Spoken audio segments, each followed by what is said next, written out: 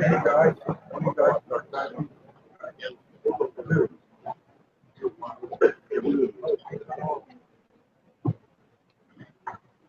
you need a pen? Anything? Well, thank you for coming. This is like church. You can sit closer. None of these men or lady are going to hurt you. Welcome tonight to the Missouri Farm Bureau. We've got a couple of things that are priorities we're going to get done first, and then I'll go through the rules and how everything works. First, if we could have John Hancock, Chairman of the Missouri Republican Party, come up and share a prayer with us.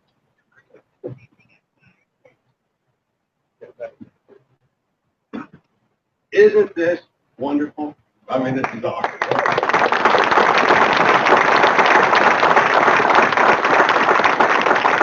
Please bow your heads and join me in prayer.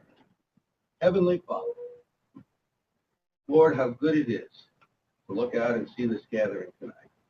How good you are to be a sovereign Lord of this nation.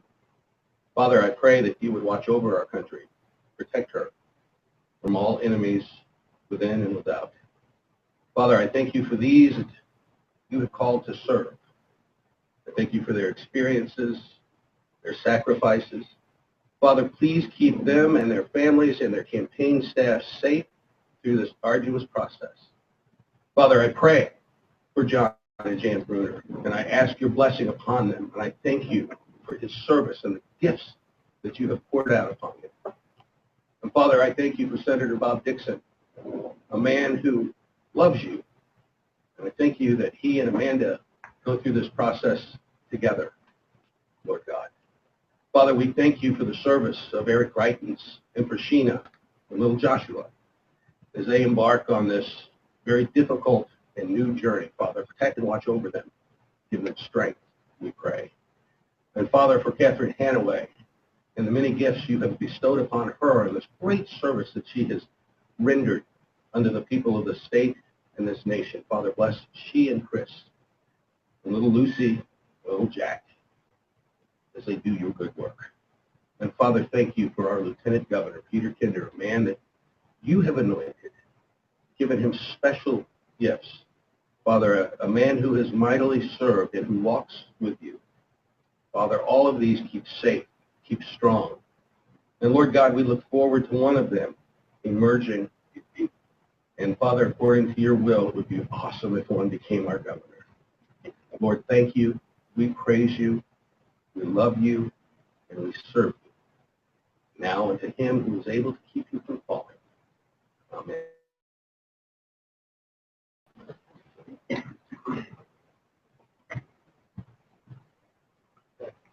Ron Fitzwater, would you come and lead us in the Pledge of Allegiance? Everybody please rise.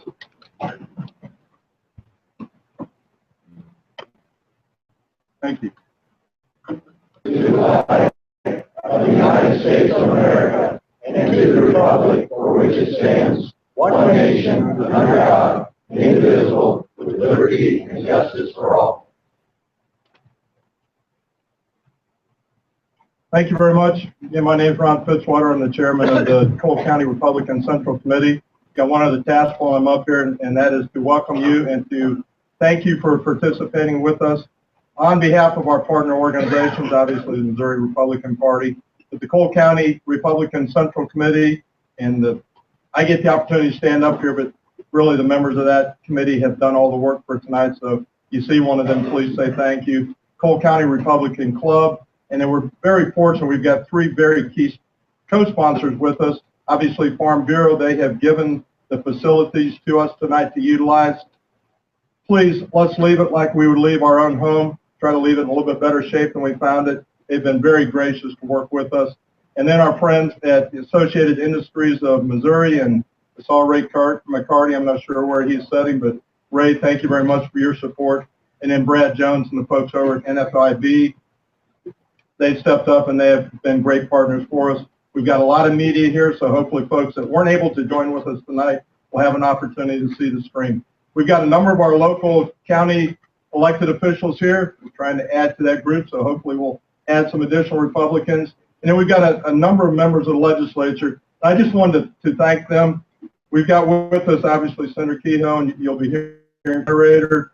I saw Senator Krause and Senator Dixon. Hopefully I didn't miss any other senators. Obviously, Senator Dixon is up on the platform. He'll be introduced.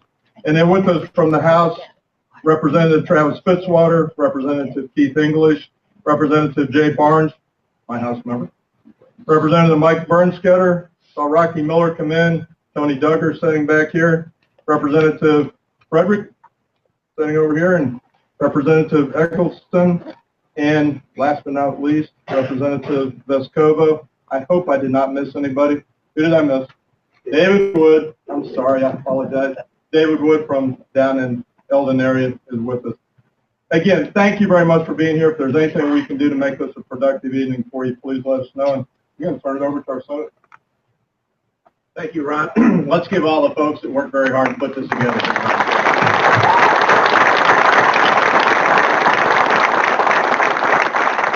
I'm just going to briefly go through the ground rules because you're not here to listen to me. I can't get that through my mind.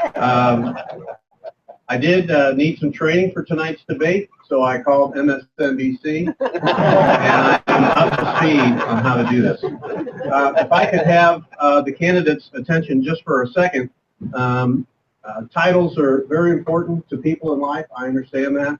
You're all very accomplished men and ladies who have served our state in multiple ways, and we appreciate that. The most important title to me is husband and dad. So if it's all right, I will just refer to you guys by your first names. That's okay. We're all friends. So thank you for letting me do that. We will finish out. Please silence any cell phones if you don't mind. We will finish out a question. We have 6 questions. If we can get to all 6, great. But if we're in the middle of question 4 and I see the time is running out to where we got to get to the closing remarks and be finished by 8, which is what we said we would do, we will give every candidate an opportunity to finish through that question. So I won't cut anybody off. I will be happy to repeat the questions, but in the interest of time, if the candidates don't mind trying to write down the question as we ask it. There are timers sitting at the table to our right. The timers are going to show you a little placard, if you could hold up the yield sign, when you're halfway through your opening remarks and you're halfway through your answers, okay? But they did add one thing, is that when you're 10 seconds away, they're going to hold that up again. So you know when to just kind of do that. And then they're going to also hold the stop sign up, and they're going to yell stop, so I don't have to do anything controversial tonight. Which, you know, I hate to do it. The rotation of the questions, we'll start with Senator Dixon. I think you drew number 1 as we answer questions. And then when you go to the second question, we'll start with Eric Greitens and so forth. So we'll give everybody an opportunity to go first on their questions. We have drawn for the way candidates are not only seated, but the way they will give their opening remarks and closing remarks. And the candidates are the representatives that get to draw those things. The questions have been made up by the Cole County Central Committee. I was smart enough not to get copies of them in advance, so as all of you called and asked me what they were, I was able to tell you I don't know. But they're good questions, and they were thought of by many of our volunteers with input from some of our partners from AIM, from NFIB, and from, of course, Missouri Farm Bureau. I just got my, where's Ashley? Are you here from Farm Bureau? I just got my premium notice in the mail. Can we turn the air up? I'll send the check in a minute. Last but not least, just a quick note on after the candidates give their opening remark, certainly applause is needed if you'd like to have applause. But I asked us during the answers to the individual questions, and then of course during the closing remarks, if you feel like you'd like to applaud a certain candidate. That way we got time to get as many of the questions and answers in as possible. I know that Ron welcomed all the elected officials. I just caught Senator Cawthorn out of the corner of my eye. Welcome, Senator Cawthorn. And with that, candidates, if you don't have any questions, I think we'll get started. That's great. Everybody's ready. We drew for the order of how we will go for opening remarks. And first is Bob Dixon.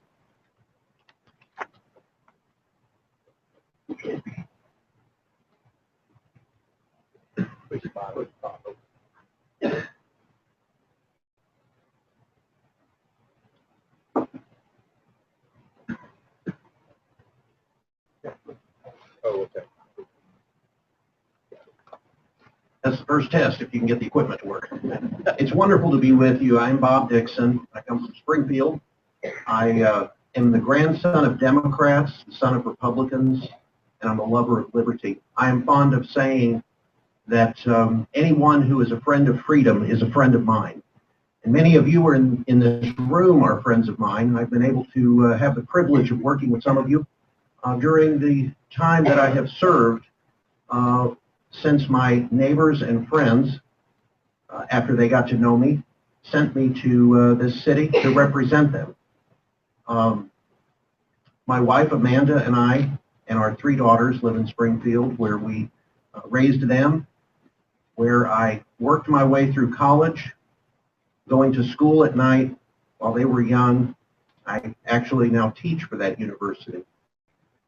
I am especially grateful for the service of many, not just those in government, but in the citizenship, those across our state who care deeply about the principles of freedom. And we'll talk a little bit about that this evening. I believe that it is time to bring Missourians together, and we can do that with sensible conservative solutions so that we can renew the spirit of Missouri. We can do that by restoring our prosperity. We can do that by recultivating our markets, not only here, but around the globe, where our products, fortunately, are still being shipped, so that we can enhance that. I believe that we can prepare our students. I believe that together we can revitalize our health, and I believe we can revive our communities. But we have to begin with rediscovering our destiny. Missouri was the gateway to discovery, and I believe that there are still many discoveries, yet uncharted voyages that we can. Thank you. Next, we'll hear from Peter Kinder. I believe we need a confident, optimistic leader to take us to victory for only the second time in a governor's race since 1988. What are the elements of our coalition? The right to life of the innocent unborn. I'm the only candidate in the race who proudly earned the Missouri Right to Life Defender of Life Award for my work for the innocent unborn. The Second Amendment rights of law-abiding gun owners. I'm the only candidate in this race who, by virtue of having delivered victories for the Second Amendment cause, has earned the highest rating of A+ from the National Rifle Association, an essential, indispensable element of our coalition. Religious liberty, one of our very most pressing issues today. I passed into law the Religious Freedom Restoration Act, RFRA, extending to Missourians the highest statutory protection of religious liberty that any citizens can enjoy. The battle to preserve our property rights. Ask the activists across the state who's been fighting with them alongside in the trenches, on the Blue Way fight in the Ozarks, or any other property rights fight against the federal government or anyone else to stand up for our property rights. I've been there. The battle on Common Core to make certain that we throw off this virus that has invaded our state and declare that Missouri will not be a place where Common Core sinks its roots. Ask the activists, the hundreds and thousands of activists across the state, who has stood shoulder to shoulder with them for the last 3 years fighting that battle against Common Core. You want a confident leader who has won elections, I believe. I have won 3 times statewide. I've come from behind in all 3 of those races. I've won when being outspent. You can trust me to win the election next year, and I humbly ask for your support. Next we'll hear from Eric Greitens. I'm Eric Greitens. I am a Navy SEAL. I am a businessman. I am a native Missourian. Perhaps most importantly, I am a very proud husband and father. My wife, Sheena, is here tonight. Our 15-month-old son is at home tonight with his grandma, which means that for us, tonight is date night. I'm here because our government is broken. It is no longer government for the people. It has become government for the politicians. And I cannot stand by, we cannot stand by any longer and ignore this. This is my first ever political forum or debate. I am the only candidate on this stage who has never run for political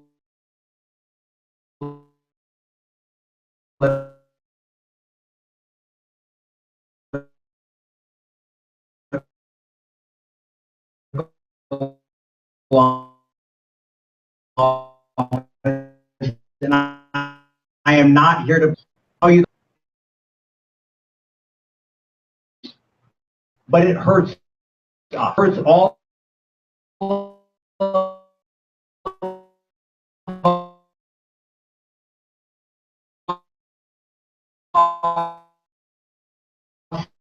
And our family. Now, my boxing coach, but he remains, and I take action. I am on a mission to turn Missouri around and to move Missouri forward. Now, I know career politicians and political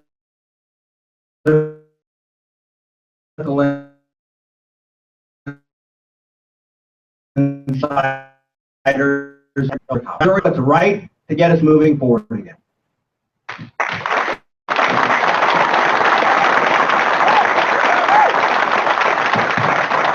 Thank you. Next, we'll hear from John Brunner. Hello, my name is John Brunner. I'm a Marine, I'm a manufacturer, I'm a missionary, and I'm a lifelong constitutional conservative. I'm here today because my entire life experiences have prepared me for this moment. We have tremendous challenges ahead. And in the Marine Corps, we were challenged by the DIs with lead, follow, or get out of the way. I am prepared to lead, to be the way it is. Leadership. Tragically, we do not have leaders who have been refined through the crucible of decades of experiences. Folks, I know a little bit with a small family business. I've been on the receiving end of the government regulators, the taxes, the bureaucrats, the inspectors. We struggled and worked hard in that small family business, but over the years we grew it to be the largest in our industry. We brought billions of dollars of business back to Missouri. We created thousands of jobs for families that have lasted a lifetime. This is part of the American dream, and this is what inspires me, and this is why I want to continue on with this fight. You know, my friends, we sometimes think things are tough. We know the challenges are tough. We feel overwhelmed by a lack of leadership in our president and our governor. It doesn't have to be this way anymore. I will fight these challenges, and I will promote Missouri as a new vision for opportunity, a place where farmers, ranchers, entrepreneurs, business people can expand their businesses, improve their operations, add jobs right here in Missouri as the best in business state in Missouri. Folks, thank you very much. As just a point of clarification to keep our media partners from freaking out, if everybody could just remain seated. And John, I appreciate your passion. That's my water. I'll drink that. Next, we're going to hear from Catherine Hanaway. Thank you very much to the Farm Bureau and to the Cole County Central Committee for hosting this forum tonight. Thank you all for being here. I'm Catherine Hanaway, and I'm running for governor because we have got to end business as usual in our state government. We are getting from the governor's mansion a lack of leadership and bad results. Real leadership means making tough choices, making tough decisions and setting priorities. When I led the Republicans to a majority in the Missouri House for the first time in 48 years, we set priorities and we achieved results when I was Speaker. And then I moved on. I wasn't term limited, but I moved on to being the head federal prosecutor for the eastern half of the state and put more than 4,000 criminals in prison. And you know, last year we saw an utter lack of leadership in Ferguson, Missouri. The town was burned. Police officers were assaulted. I worked hand in hand with law enforcement as the head federal prosecutor. I saw the sacrifices they made. They deserve better leadership from our state government. And all the while, our state attorney general, Chris Koster, sat idly by, prosecuting no one for looting, for arson, for rioting. And remember, when he ran the first time, he said he was going to be all prosecutor and no politics. Well, in Ferguson, I saw all politics and no prosecutor. Our state deserves better. I've proven I can get results. I passed concealed carry for the first time in Missouri's history, ended public funding for abortions, put in place the first mandatory waiting period, and beat back tax increases. I want to get results again for you as Missouri's next governor. Thank you.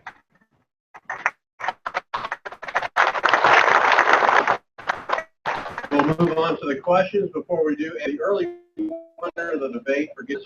So thank you very much. The questions, each candidate will be given 90 seconds to answer the question. You will get a yellow paddle at 45 seconds, and you will get a yellow paddle at 10 seconds, and then the infamous red paddle at the end of 90. The first question. 37% of Missouri residents live in rural areas. 98 out of the 101 rural counties are primary medical health profession shortage areas, are called HPSAs. 41 counties are without a hospital. Whether there is a hospital within a reasonable distance are dead. So what can the state and you as governor do? How do you propose we keep rural hospitals viable? And how do we recruit more medical students to practice in these underserved areas? Bob Dixon. Thank you. That's a wonderful question, and I've actually worked with some of the folks around the state who have been working on these issues in recent years, actually. The first thing that we have to do, I believe, is remove the regulatory barriers that face all of the professions, particularly those in the rural areas with healthcare. We've had a number of initiatives through the legislature. One I actually sponsored a few years ago to ease up on those restrictions in state law that are placed on practitioners in the rural areas so we can attract those folks to the rural areas. In regard to hospitals, I think it's important to note the immense burden that is now placed on rural hospitals as a result of Obamacare. I believe we need to, number one, repeal Obamacare. And short of that, we need a system that incentivizes and is centered around markets and choices. There are 2 hospitals that I know of that are close to no more than 20 days cash on hand because of the change that happened in the federal law with regard to Obamacare and how they receive reimbursement. We need to watch that. We need to incentivize markets and choices. Eric Greitens, please go next. You know, I think a lot of times career politicians and political insiders don't realize that the things that they do can hurt real people. I've spent my life solving problems and helping people. And when I came back from Iraq, I'd been serving as a commander in Al-Qaeda targeting cell. I came back and I saw my fellow Marines, fellow Navy SEALs, Army Rangers get sucked into a giant system, and I saw what the bureaucracy did to them. The VA now is an out-of-control government bureaucracy, and I saw all the veterans who came back who were handed disability money and drugs and excuses and told to accept the fact that they should think of themselves as disabled and a burden for the rest of their lives. I saw strong people that were broken and families that were shattered, not only in rural areas here in Missouri, but in rural areas around the country. And so I stepped up to do something to fight it. And so I donated my combat pay. I started an organization called The Mission Continues, which became the leading organization in the country to help our veterans to come home and find ways to live purposeful, productive, and meaningful lives again here at home. We were successful in doing this work because we called on people to step forward and to solve the problem. And I know that we cannot here in Missouri allow the federal government to get involved in our healthcare system in such a way that the same thing happens to the veterans who I serve, many of whom who died as a result of that bureaucracy We need to step forward and build that works for all, and we can do that. Next, Peter Kinder.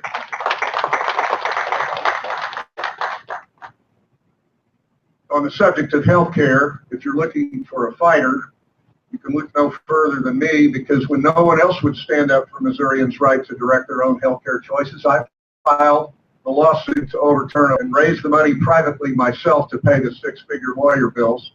And I got as far as the Court of Appeals on my way to the Supreme Court when time ran out. But at least I tried to do what our Attorney General and our Governor wouldn't do, because they were signed on.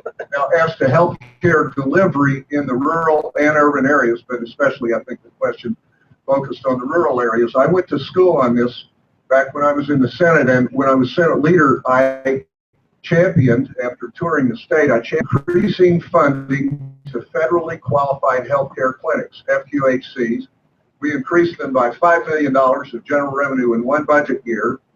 That is on the front lines of healthcare, urban and rural. I've been in these small health clinics, including many in Southwest Missouri, where 2/3 of the folks who walk into those FQHCs are Spanish-speaking, probably recent immigrants who are working in various industries down there.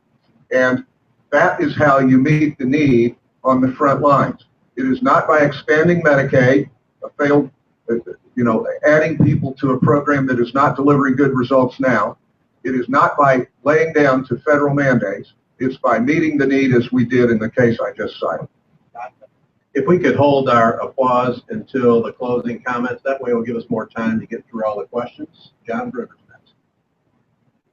You know, this is a challenge not just for rural hospitals, but for all hospitals, for all doctors. As I've gone across the state, I've talked to many, many doctors who are just packing it up. They said they're turning us into accountants, into administrative people. We want to practice medicine. It comes down to freedom of choice and regulatory relief. It comes to be more freedom and less government intervention. That's how we solve the problem, not a top-down Obamacare directive that is truly crushing our hospitals and disincentivizing the young doctors from coming into the profession. We're going into crisis proportions, my friends, and this next element of Obamacare is just going to layer more pressure on the citizens of Missouri. Premiums now, we now are up about 10%. So freedom of, I had that choice in a small family business where every year we were able to add more and more benefits. You can't do that anymore. I know what it's like. I fought for my associates, my employees. I will fight for the citizens across Missouri. Next, we'll hear from Catherine Hanaway. So this is a problem I personally experienced, but I don't remember it. You see, when I was born, my parents lived 30 miles away from a hospital in a very rural area of Nebraska. Shh, don't tell anyone. That's right. I wasn't born in Missouri. I'm a Missourian by choice. But this is an important problem for all these rural counties. It's an economic development problem. It's hard to recruit people to come to your town if you don't have a doctor, if you don't have health care. But we cannot buy a pig in a poke and expand Obamacare. Every state that's done it has exceeded their projections for what Medicaid was going to cost. We can make strategic investments in our rural hospitals, in rural healthcare providers, without expanding entitlements. And that's the key point. Once you expand an entitlement, it is almost impossible to roll it back. Instead of expanding Medicaid, let's make some strategic investments. Let's make it easier for nurse practitioners and physician's assistants to practice in these rural areas. Let's bring some jobs back to these rural areas so doctors have patients to see, and let's incentivize medical students going back to these places. This is a real problem, but let's not make it worse by expanding Medicaid and bankrupting the state. Thank you. The second question. Missouri is unique in the fact that it's surrounded by 8 other states. As governor, what would be your model for retaining the companies that we have in Missouri and attracting new businesses from outside of our borders? First up will be Eric Greitens. Well, every night when I went to sleep in Iraq, we asked ourselves a very simple question. How many terrorists did we capture? How many terrorists did we kill?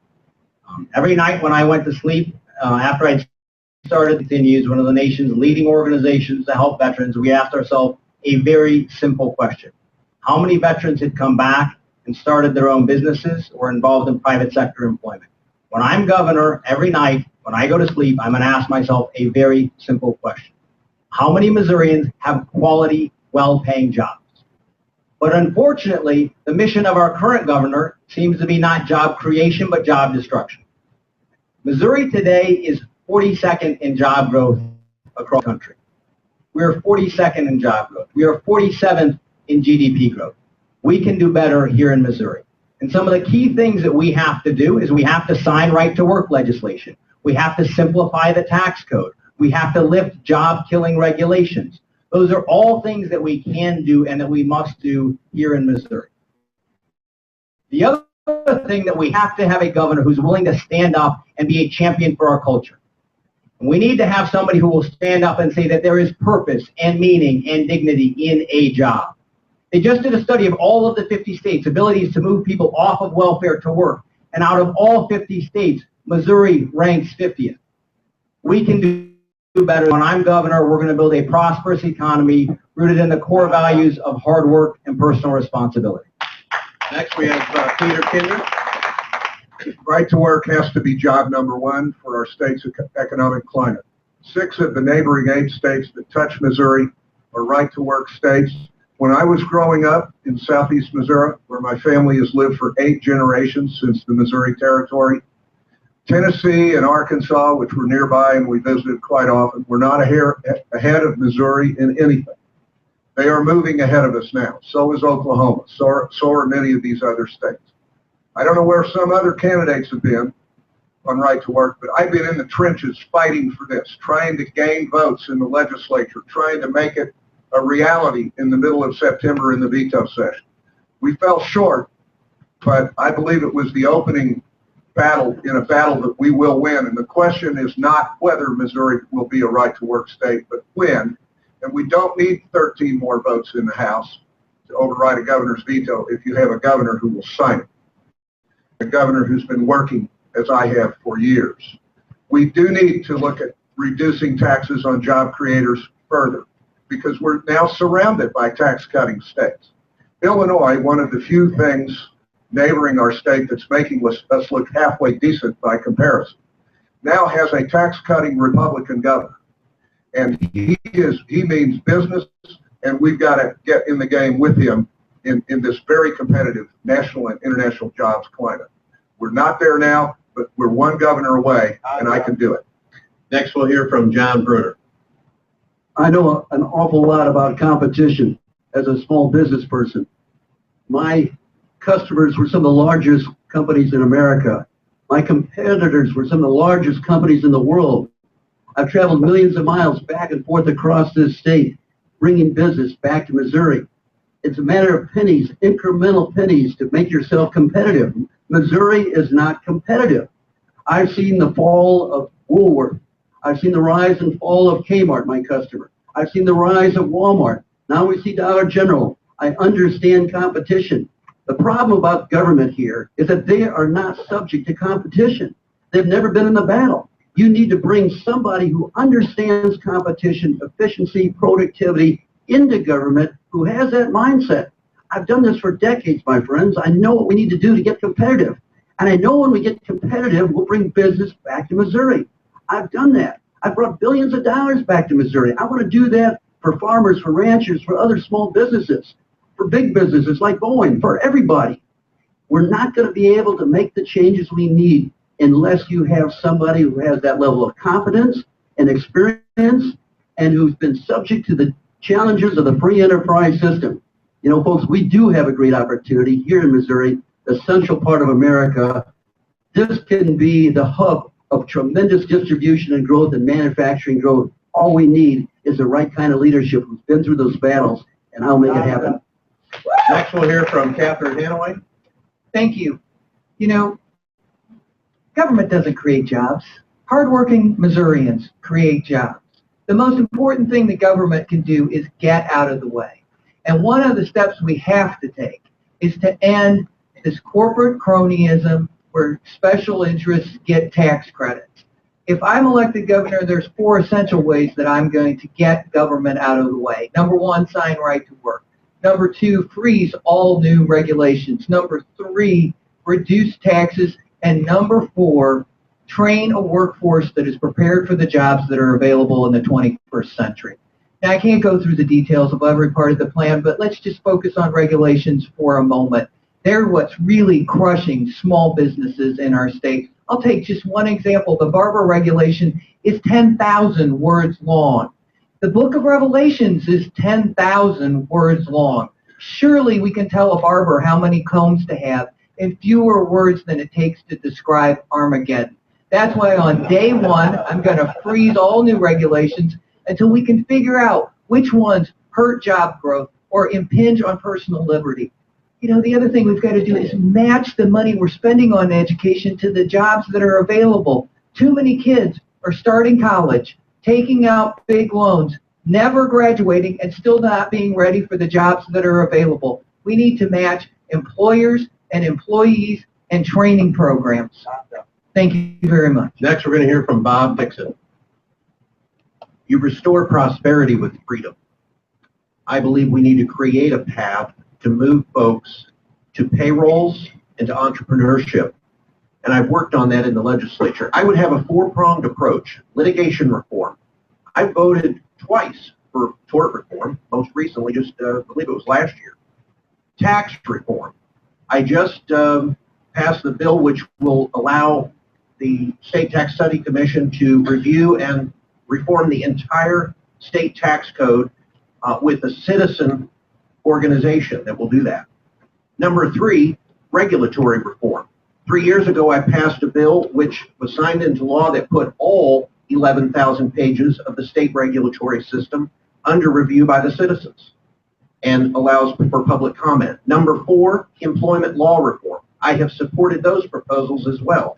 By the way, when it comes to right to work, I am the only candidate in this race on either side of the party divide who has ever cast a public vote in support of right to work. By the way, I would also sign that legislation if it came to my desk. I have helped streamline the Missouri Works program, which incentivizes business to come to this state. 4 different years, I have received the 100% for Jobs award by the Missouri Chamber, and I believe I've also been awarded awards by all of the sponsors that are here tonight. Thank you. We are going to get on to the 3rd question now. I don't know who came up with this question, but let's see if you guys can figure it out. Missouri is the 7th largest transportation system in the nation, but ranks 47th in funding. Missouri has 32,000 miles of center lane roads and 10,400 bridge decks. Missourians overwhelmingly, a couple of times, have said that they don't like different proposals that have been put forward to them, such as Amendment 7 back in August of 2014. Yet, Missouri's funding, to give you a picture, from 2009 to today's budget year, MoDOT's construction budget has went from $1.3 billion to $300 million. This is a $1 billion shortfall. The department has tightened its own belt. It has cut back 20% of its workforce and consolidated its districts. So we've taken as much out of that as we can. If the answer from a candidate is, well, we'll just take it out of GR, it's very hard, in fact impossible, to run a construction budget with minutes and long-term projects with just sucking money from GR, where candidates or officials may have say of that in future years. So the question is, what would the candidates short and long-term be to fix this problem? First, we hear from Peter Kinder. This is, as the question framed it, a knotty and difficult problem. In my time in office, the voters have rejected a number of proposals, whether it was fuel tax measure, general sales tax increase. Twice in the last, I believe, about 4 decades, the voters have rejected toll roads. What I believe it's going to take is a governor who engages. A governor who engages and says to Missourians, we are all in this together. Democrats, Republicans, independents, urban and rural. You'll need a candidate and an office holder who has a history of knitting together urban and rural Missouri, who has the trust, again, of people living in the urban areas and in the countryside and in the small towns, to lay out all the alternatives and to go to Missourians and say, we are surrounded by states. I'm not endorsing this proposal, but it should be on the table for discussion. We're surrounded by states that mostly have adopted, many years ago, toll roads, and they operate toll roads. That should be part of the discussion and the debate. We should lay out all the facts to Missourians about this serious revenue shortfall. We should seek best practices from other states. We're not alone in facing some of these funding challenges, and we need to ask what are the best approaches that have been done in Indiana and in Oklahoma and in states across the country. Next, we'll hear from John Brunner. This is a huge challenge. It's a challenge that has gone on for many, many years.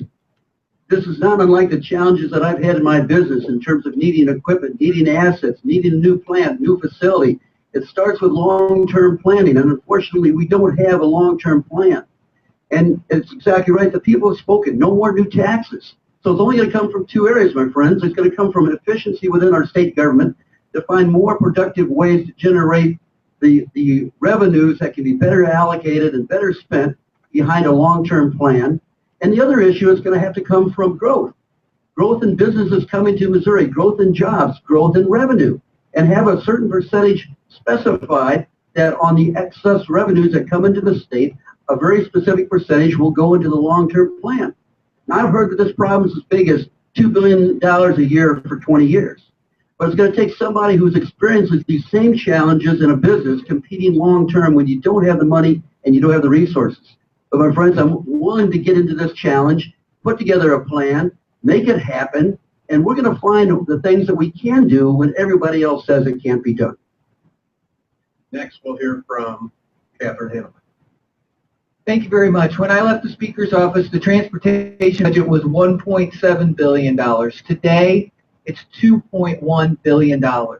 So the first thing that I would do, and the short-term thing I would do, is get in there and make sure that we're spending every dollar that we collect efficiently. It's stunning to me that MoDOT says that it can only maintain 8,000 of our 24,000 miles of roads because of shortfalls. First, we have to make sure we're achieving every efficiency. But next, we need to make sure that the money we're collecting in gas taxes actually gets spent on transportation.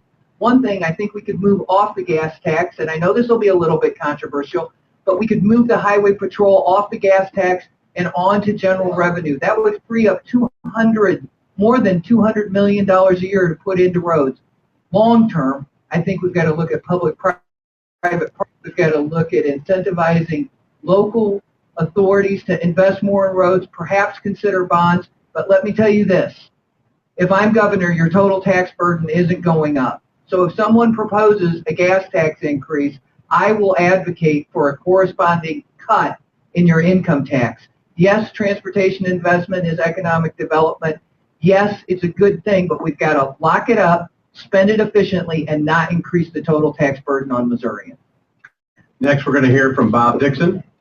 Well, folks, it starts with economic development and job creation, creating that path for growth. As far as the efficiencies go, you can walk through the Department of Transportation's central office and see that the top 2 floors are almost empty. We're in the process of trying to repurpose some of that space because they have worked on the efficiencies that some have talked about tonight.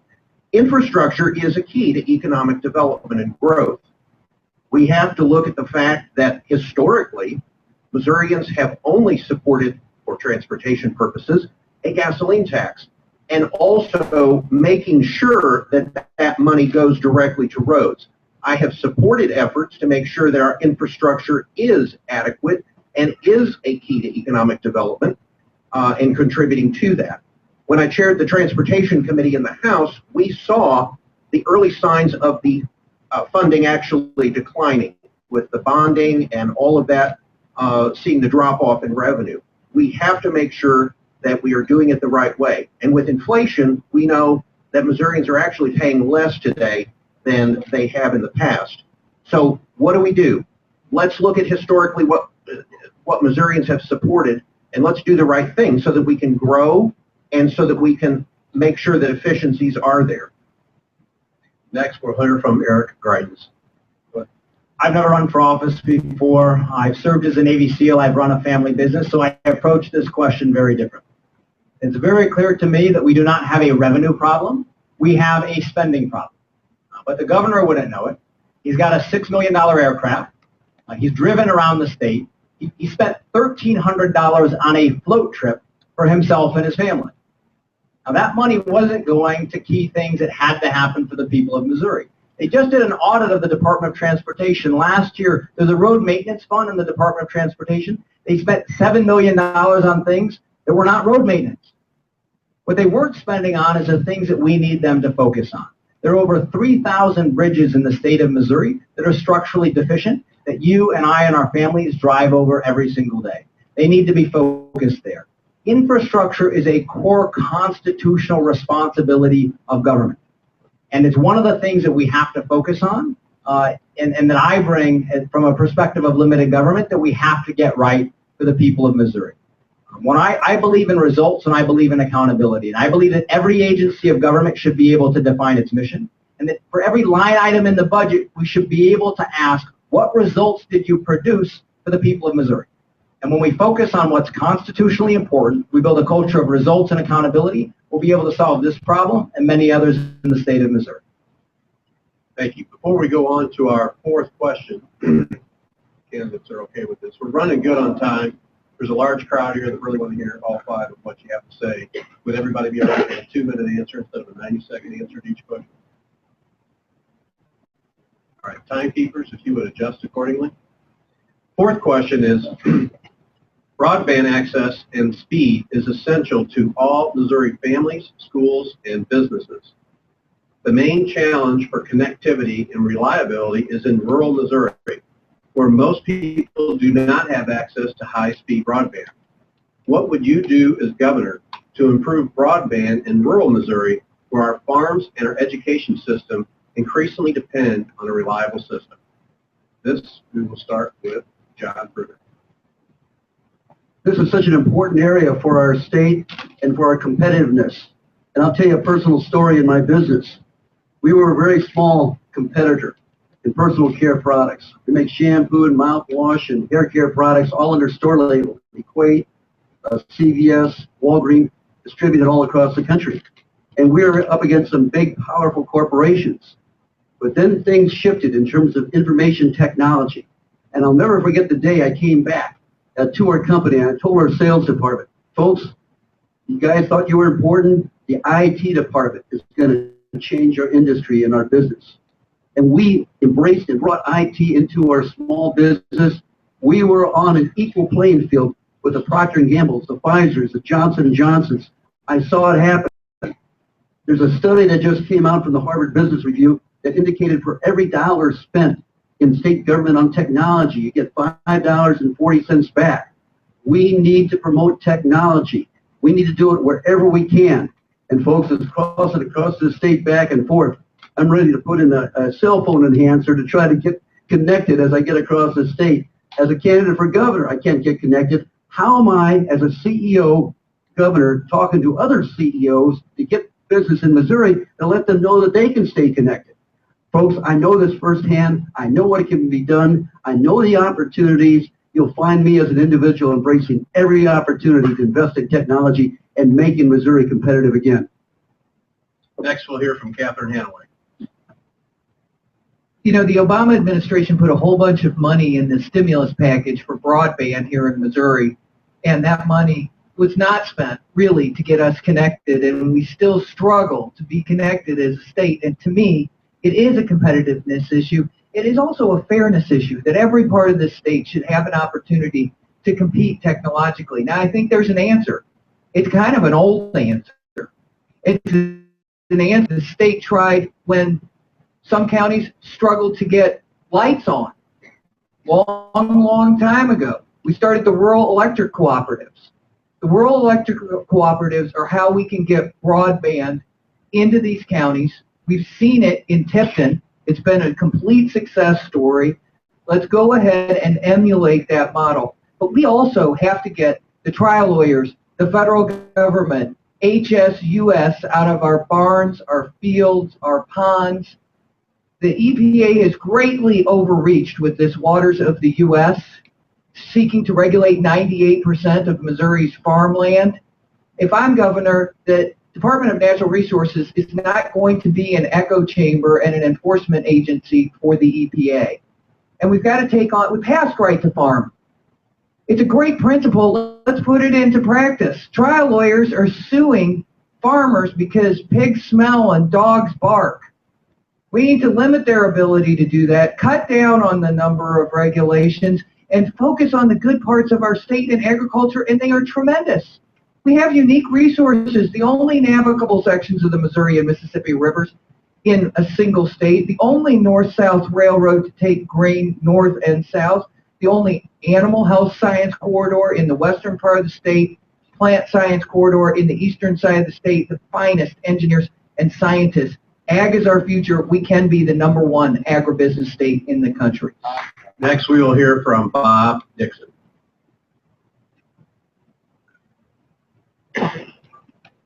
Four generations of my family worked the land on Crowley's Ridge in southeast Missouri's Boot Heel. So I am very keenly aware of the challenges and the opportunities that lie in rural Missouri. And over the years, I have supported broadband expansion efforts specifically, but also other assistance and things that we can do to get the regulatory burdens out of the way, make sure that there is a level playing field between our rural areas and our urban areas. I come from a city, a part of the state who actually, depending on who you talk to, we can be categorized either way. The waters of the U.S. rule, not only is that absolutely ridiculous, I don't even see how it's legal as far as dealing with the federal government and our need to stand up to them. Right to farm the same way. But the regulatory burden is an immense problem, even on the things like we're talking about broadband access, just on that ability to provide those services. Specifically, I was able to secure additional funding in the budget for Mobius one year. And if you're familiar with Mobius or Mobius, it actually is what provides the broadband service to rural schools, schools all over the state, but specifically rural schools depend on that. That is the trunk line. And we need to make sure that those facilities, those infrastructure components are available all across Missouri so we can compete, so that we really can renew Missouri's spirit and recultivate our markets both here and of course outside the state. Next we will hear from Eric Greitens. Yeah, look, I faced a lot of tough problems in my life, and this is a tough problem. We want to make sure that everything to what's happening in Missouri and around the world. This is a tough problem, and it's an important problem for our businesses, an important problem to address for our farmers, it's a problem to address for everyone right now who's not connected. We want to move to a government that has more people who are online rather than people who are standing in line. But if we're going to do that for all Missourians, we're going to have to make sure that people across Missouri find a way to get connected. Now, what happens a lot of times is that you ask a question like this, and I found people in our political class feel like they just need to talk about something that's not related to the problem. Like, the fact is, this is a tough problem. Other states have faced it. And what we're going to do is the same thing that I've done, and it's every tough problem. We're going to look and we're going to see, what has Indiana done? What has Kentucky done? What has Ohio done? What has Michigan done? And we're going to find best practices around the country, and then we're going to bring those practices to Missouri. One of the things that I'm going to do as a conservative outsider in this race is I'm going to bring to Jefferson City a team, an army of outsiders, people who successfully run schools and hospitals, who run farms and businesses, people who have tackled problems like this, and we're going to bring in the leading experts around the country to help us to solve this problem, to make sure that every family in Missouri can find a way to stay connected. Thank you. Next will be Peter Kittredge. As someone who comes from small town Missouri, in the southeast corner of the state, I've had family members who've been impacted by this. I have a first cousin who, when he retired as a colonel in the Marine Corps, retired near his hometown of Sykeston, about 20 miles south of my home, between Cape Girardeau and Sykeston, and he could not get broadband internet service at all. I have delved into this, and every previous speaker is correct. It is a tough problem. I think here I'm disappointed that I followed Catherine Hanaway because she stole my thunder. One of the offices, they're trying to find their way, and I think the state fully hooked up with broadband internet, it will be very much a story of the rural co-ops helping to lead the way. I would make one other point. I've been involved in an attempt in Jefferson County, just south of St. Louis, to get the schools there hooked up with broadband internet and working with the superintendent there. And they went to Ameren and were asking Ameren for a nice grant, a six-figure or maybe even a low seven-figure grant. I will say this, if we had a governor who appointed a public service commission that was more responsible and fairer to all parties before it, such that our investor-owned utilities did not have the lowest rate of return of any of the 50 states. If you did not know that, Empire in Southwest Missouri, KCP&L, and Ameren in their service areas have the, you could go look this up on Wall Street, the lowest rate of return.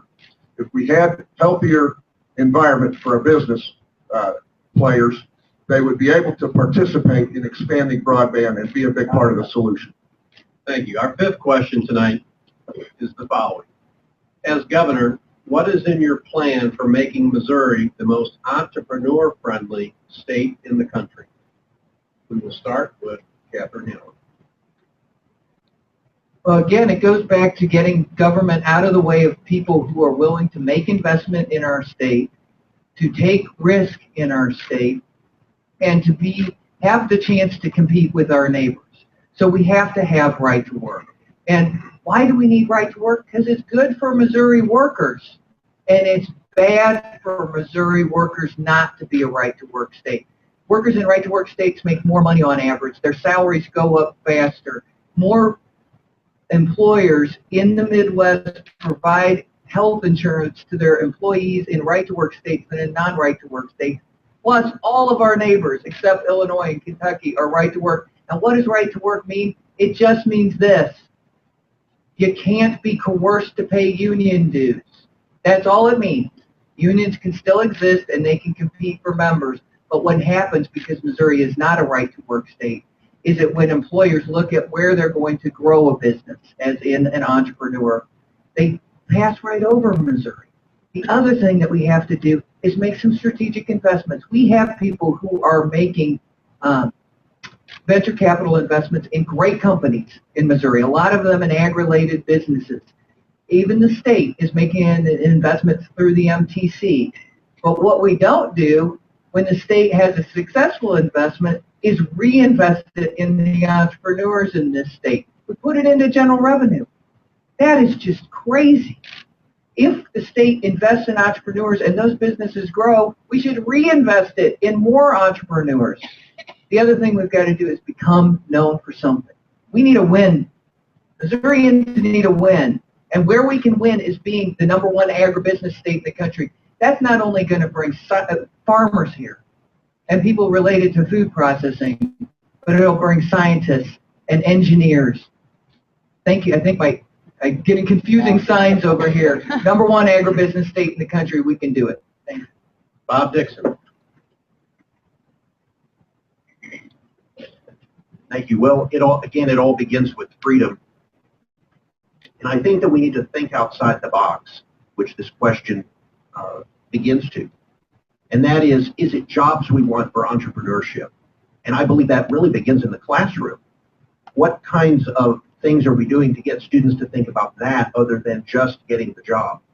I believe we can make Missouri the top state in the country as far as a place to have a business, have a good paying job, raise a family with the values consistent with those that want to live here. Some ideas that I've seen. In Southwest Missouri, there's an organization called 1,000 Cups, which brings entrepreneurs together. The Jordan Valley Innovation Center, which is sort of a business incubator. We have those in other areas of the state, at St. Louis and Kansas City, Columbia. There are some agriculture things going on in the Boot Heel that are phenomenal with science, and we have the things that it takes. It's making it all come together. You know, I mentioned litigation reform, taxation reform, regulatory reform, and employment law reform. Those 4 things are critical. Many of those things I've worked on or have supported. I mentioned that I did support, voted for the right to work bill, and I think I've mentioned that I would sign that legislation. It's about freedom. All of these things are about freedom, and we have to begin with looking toward the future and encouraging our students to as well, and preparing them for the next generation. Thank you. Eric Greitens. You know, I started my own family business when I came back from Iraq, and through the Mission Continues, the work that I do with veterans, I've worked with thousands of veterans around the country to help them to come home and earn a private sector paycheck and to start their own businesses. One of the guys who I work with here in Missouri, our first veteran, is an entrepreneur, is a guy named Tim Smith. Now, Tim signed up for the military after September 11th. He was overseas, had a tough deployment. So 8 of his friends killed one day, other friends carried off the battlefield wounded and disabled. When Tim came home, I sat down with him. He was dealing with some physical injuries. He was also finding himself waking up every night looking for his rifle underneath his bed, having trouble relating to his wife, to his 1 young son. Tim was struggling with post-traumatic stress disorder.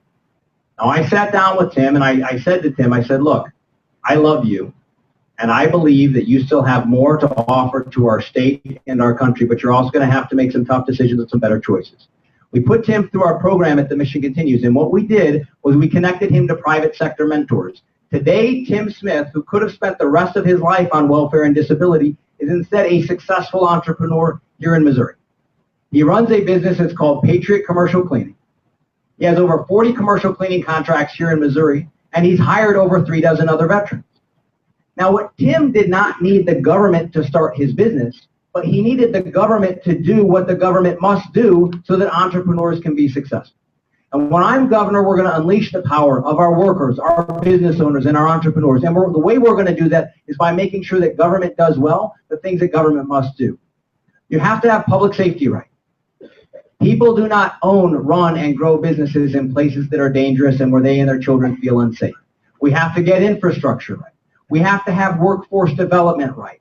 Right now in Missouri, 65% of our 4th graders are not reading at proficiency. When government does the things that government must do well, we create a great environment for our entrepreneurs. Peter Kinder. We have some incredible things going on entrepreneurship and innovation and incubation startup culture principally in our 2 major cities. Had we been having this discussion 8 years ago, I would tell you that St. Louis was nowhere on this scale. Today, they are moving forward very confidently. T-Rex, Arch Grants, the Cortex complex there near Barnes Hospital between Washington University and St. Louis University is one of the most exciting and vibrant hotbeds of innovation and startup culture in the nation. And anybody who has not visited it should go. You should go on Thursday afternoon to something really cool that they have called Venture Cafe, where these entrepreneurs and these techies get together. And for a guy like me, it makes you want to be 27 years old again and start all over, because what they've got going is so exciting. We must have, as Bob Dixon said, litigation reform and employment law reform. Our employment law situation in Missouri, thanks to the domination of the trial lawyers and their domination of the judiciary, is one of the 2 or 3 most unfavorable for employment law for businesses in the nation. You won't hear that from the other party, because they are bought and paid for by the very special interest I'm talking about. That is holding us back. We must have right to work.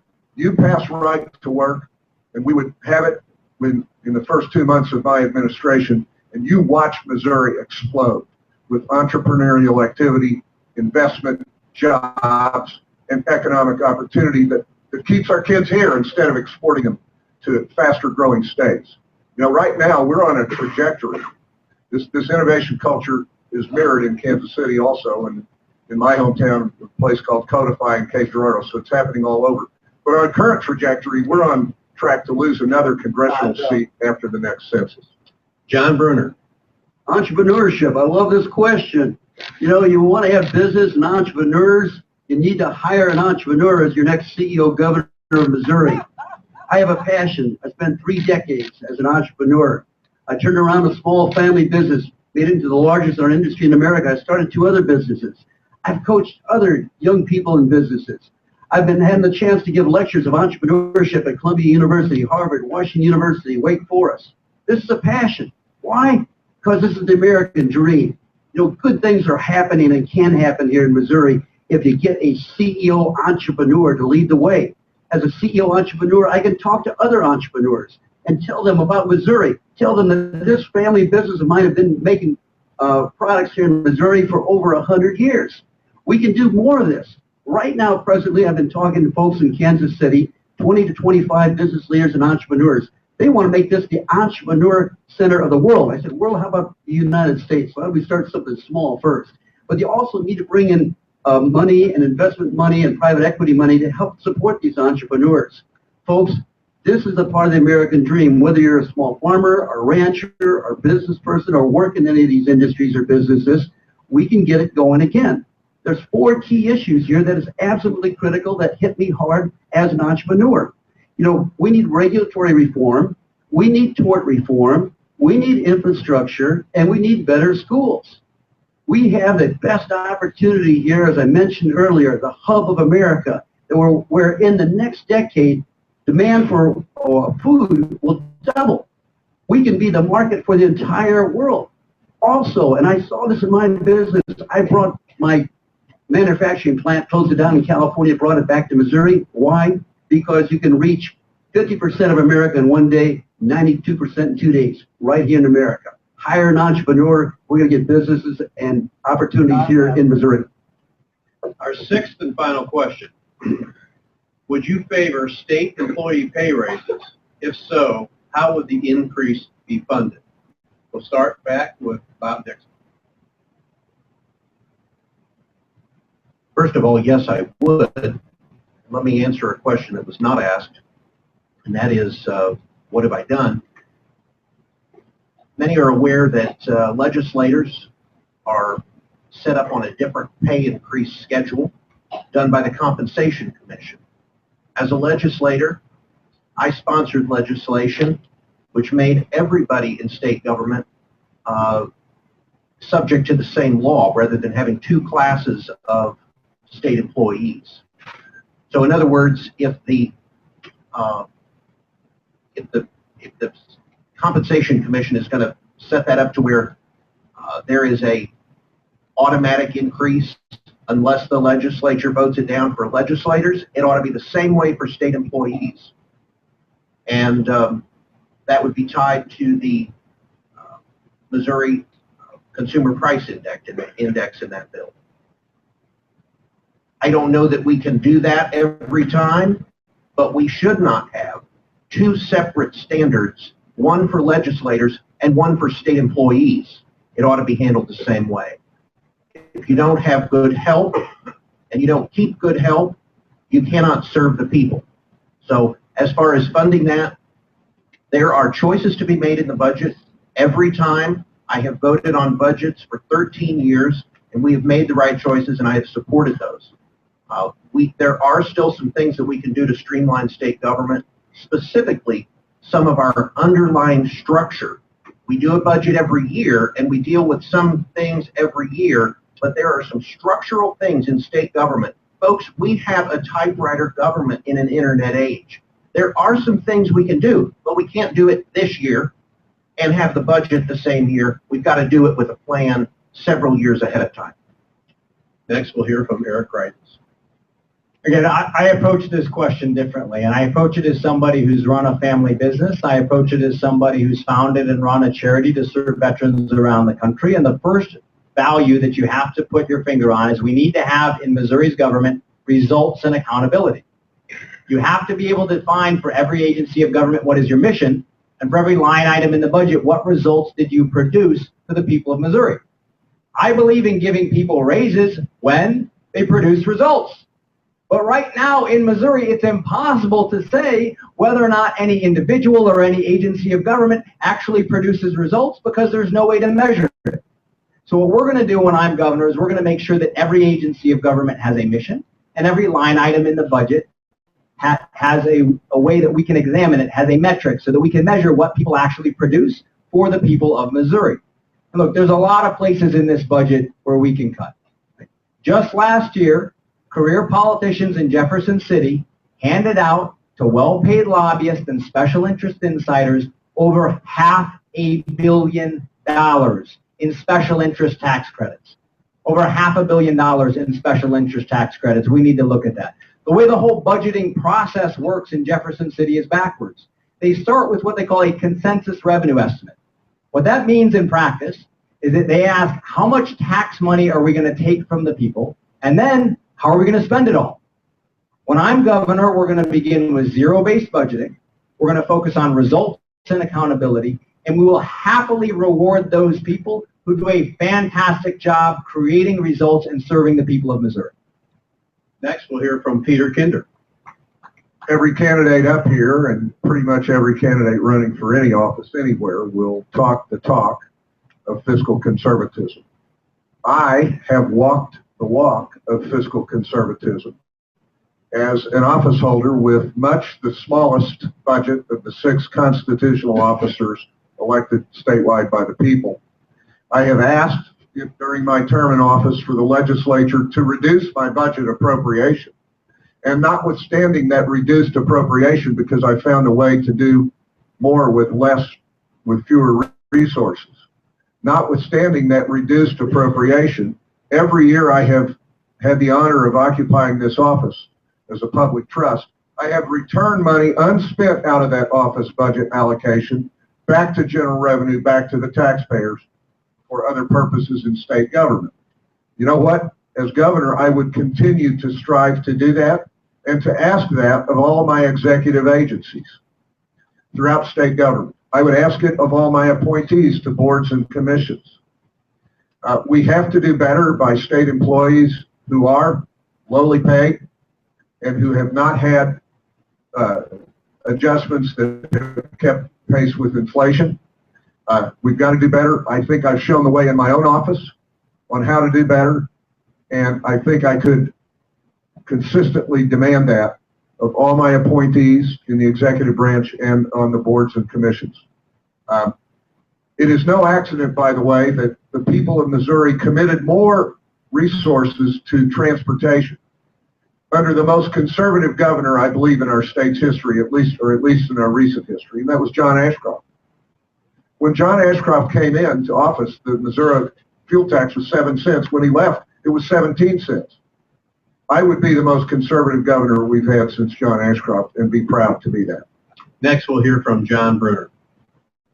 You know, I've dealt with compensation issues for many decades in my company. And when we had just a few associates, 30 to 40 associates, compensation was critical. It's critical for all of us.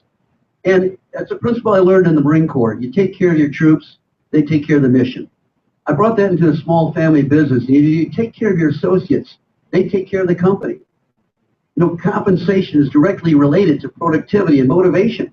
But the problem we have in Missouri is there's nobody who's worked with compensation over decades and understands the direct correlation.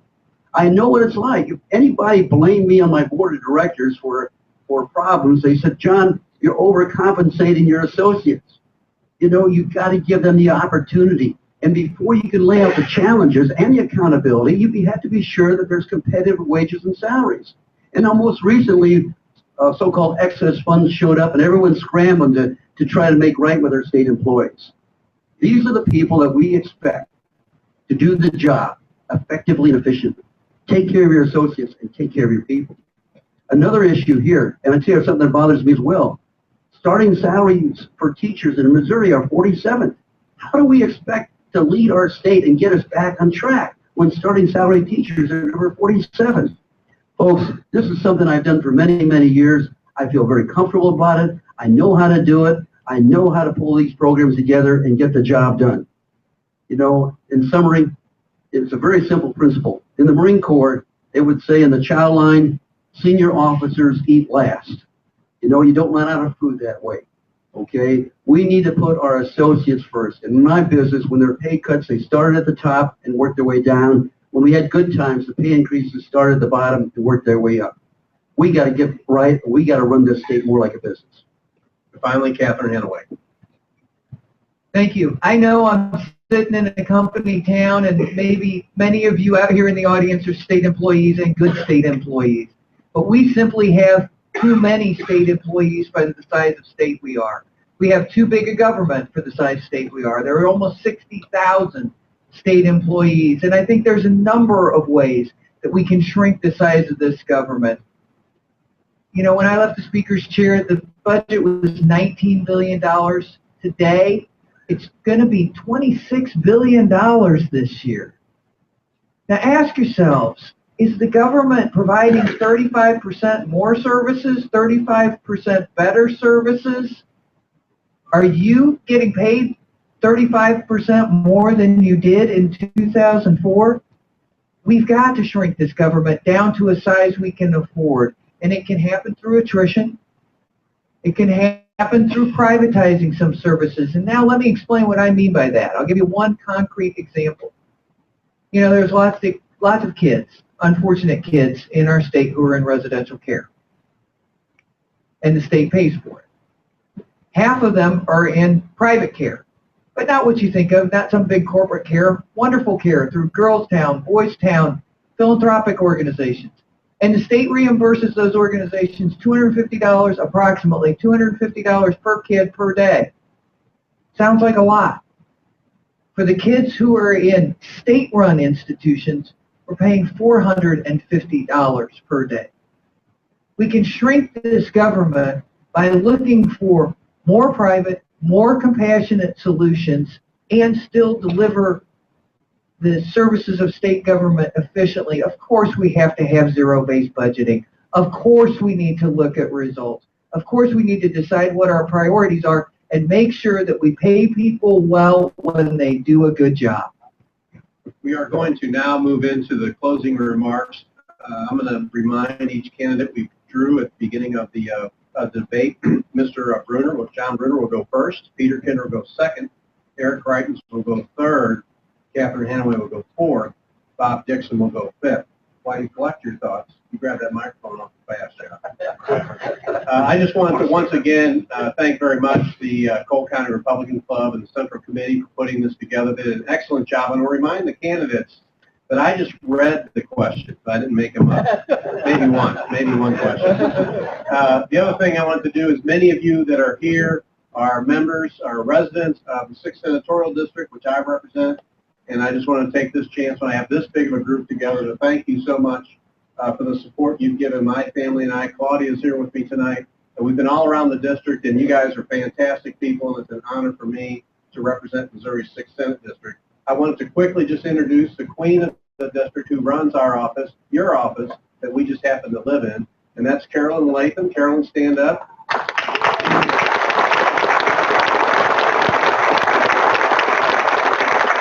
And our newest helper, Casey Hogg. Casey.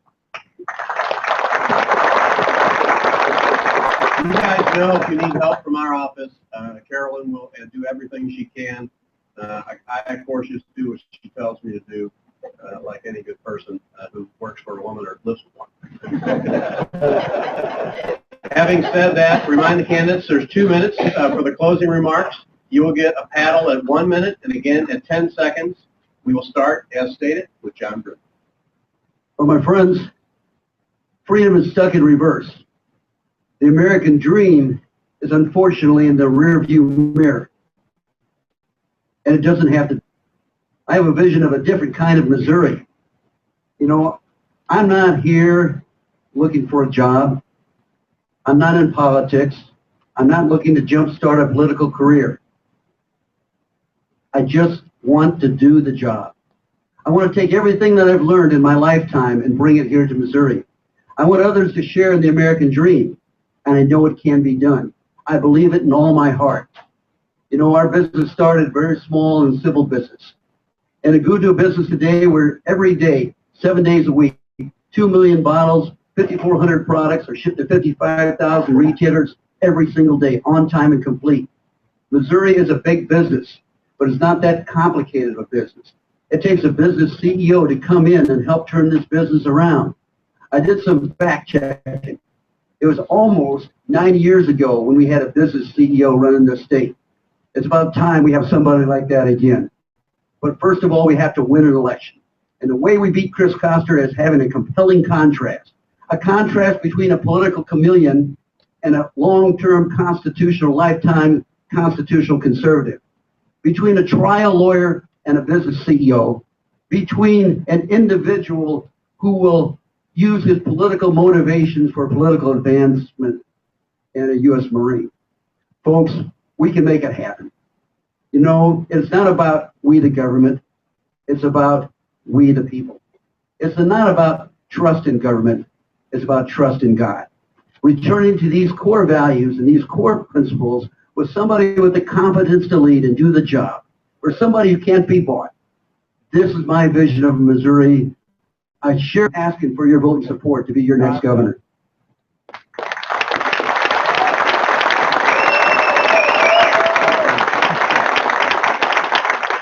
Next, we'll hear from Peter Kinder. I think the answer to this issue that lies before us is who can win elections? Who has won elections when nobody else has for our party? Who is the only person to win an election in a presidential cycle after 2004? You're looking at it. 11 candidates in 2008 and 12, and I'm the only winner on the Republican ticket. I have found a way to overperform in the metropolitan areas and still carry 109 counties across our great state. And that involves an appeal to unity. It involves, as I said earlier tonight, we're all in this together and going to every part of Missouri. And when I go into urban precincts where Republicans usually don't visit, I don't give up any conservative principle. I make the appeal to them on the same honorable basis. And I'm not going to get all those votes. I'm not going to get a majority of those votes. But it's worth the candle. It's worth the trial to attempt it.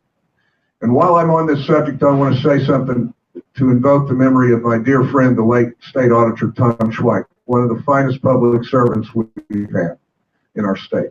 And I joined him in his call that it is time to end the politics of personal destruction in our state.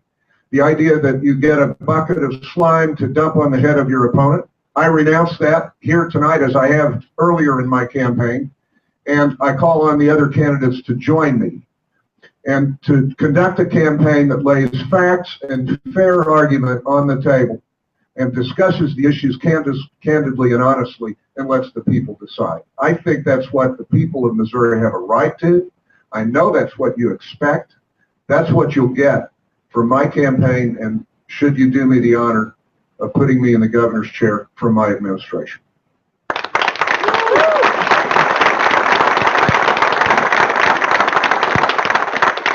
Next, Eric Greitens. If you want different, do different. If you believe that career politicians and political insiders in Jefferson City have failed you and your family and your neighbors, then you have a choice. You can shut up and take it, or you can decide to do something about it. And I've decided to do something about it because I believe that it is time for our leaders to do what is honest and hard and right to turn Missouri around. And when I come to Jefferson City, I'm going to bring with me a team, an army of outsiders, people who have successfully run schools and hospitals, who've run farms and businesses, who've served in the military, and who have achieved results in the real world. We're going to bring a strong and robust program of ethics to the Capitol, and we will set the example. I want to say now to all the corrupt insiders who've been working Jefferson City for decades to maximize their personal profit rather than to serve the people, I will defeat you. I will expose your lies, I will root out your corruption, and I will see you out of the people's capital. This is not your government, it is ours. and we are here to take it back. Career politicians are going to offer you something to complain about. I'm offering you something to fight for. They're going to make excuses about why things always have to stay the same. We are going to take responsibility for making things as they should be. And if we meet their efforts to confuse with our insistence on common sense, we'll win. If we meet their false promises with our proven solutions, we will win. And if we meet their corruption with our courage, we will win. And together we will turn Missouri around. This is going to be a tough fight. But every worthy cause always involves sweat and sacrifice. And I am willing to do that because I know that when we come together, we can build a Missouri that we are proud to pass on to our children, and that our best days are still ahead.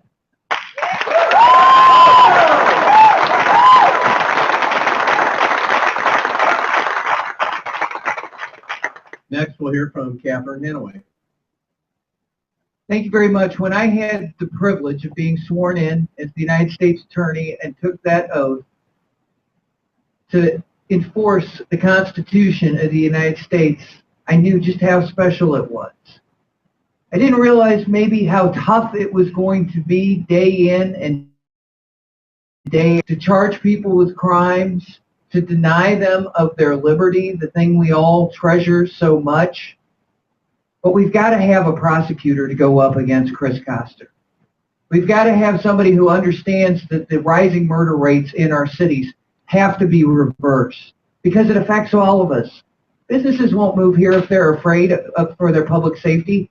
Our best and brightest won't stay here if they don't think the opportunities are here. And this is a great state.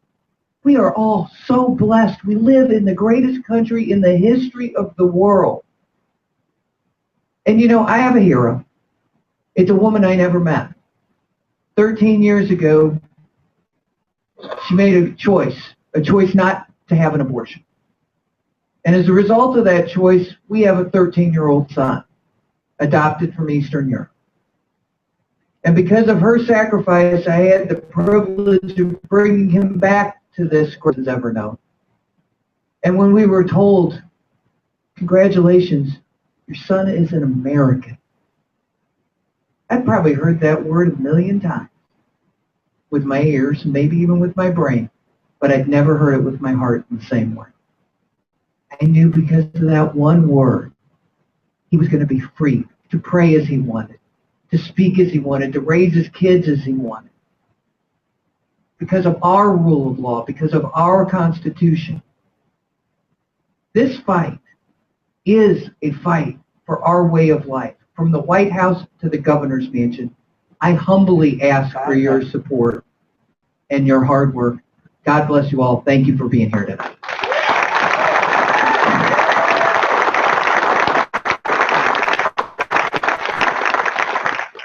And finally, we'll hear from Bob Dixon. Thank you. From 1821 to 1959, Missouri enacted 4 statute books. 1959 to today, we now have 24.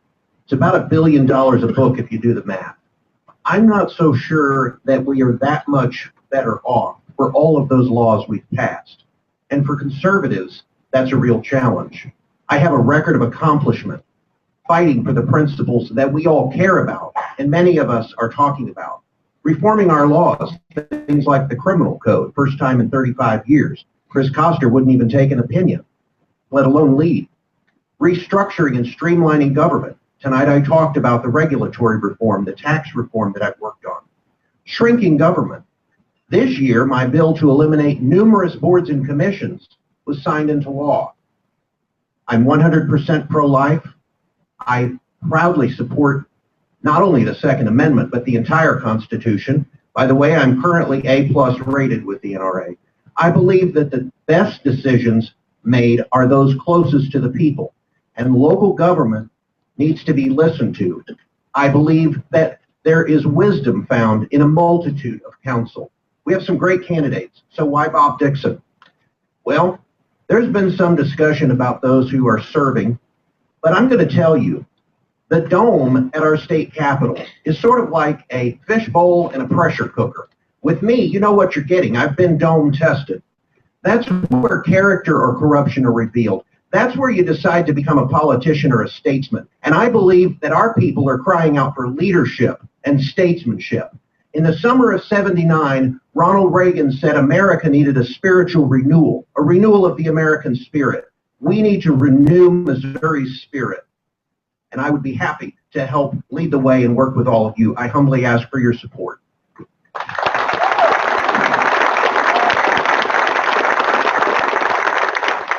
I would like to thank all the candidates for coming tonight. I think many people in this crowd share one vision that no matter what happens a year from now, that we find a person that we can all get behind, and that we make the right move when it comes to November of 2016. This is a Republican event, so I can say that, right, Governor? So whatever your preference is, make sure you get behind somebody, be involved in the process, make sure you encourage your friends and family to vote, and understand the issues. Let's get the right person to defeat the Democrats in 2016.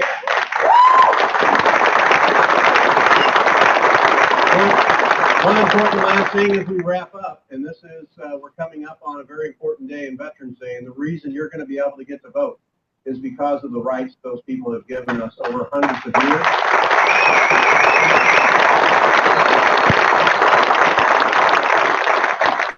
Make sure you thank a veteran in the next week. Thank you and have a great night. Have a safe trip and God bless. Everyone's invited to Chick-fil-A to meet and greet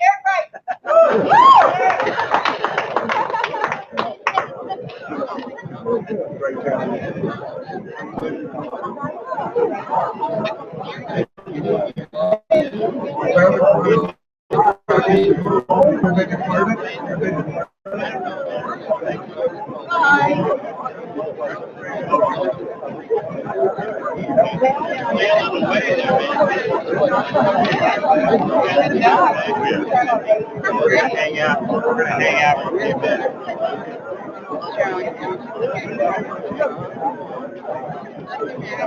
Let's go find Miss Carol. Oh, yeah, I know. Hey, Carol.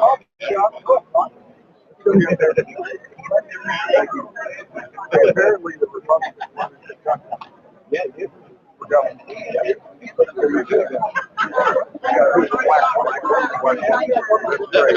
really great. You're going to have to change your speech to 6 a day.